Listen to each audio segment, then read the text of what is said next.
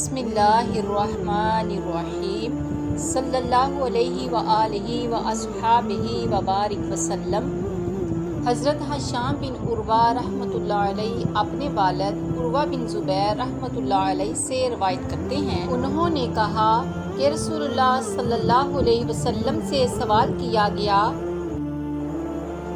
آپ صلی اللہ علیہ وسلم سے عرض کیا گیا کہ اے اللہ کے رسول صلی اللہ علیہ وسلم، بے شک صحرا اور جنگل میں رہنے والے بدوی لوگوں میں سے کچھ ہمارے پاس جانوروں کے گوشت لے کر آتے ہیں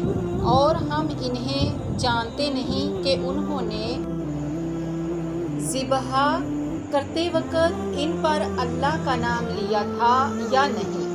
تو رسول اللہ صلی اللہ علیہ وسلم نے فرمایا، تم خود ان پر بسم اللہ پڑھ لیا کرو، پھر انہیں کھا لیا کرو۔ عطا بن یسار رحمۃ اللہ علیہ سے روایت ہے کہ انصار میں سے بنو حارث خاندان کا ایک شخص اپنی دودھ والی اونٹنی کو احد پہاڑ کے پاس چرا رہا تھا کہ اتنے میں اچانک اسے موت آنے لگی اور وہ مرنے کے قریب پہنچ گئی، تو اس نے اسے نوکدار لکڑی یا میخ کے ساتھ ذبح کر دیا۔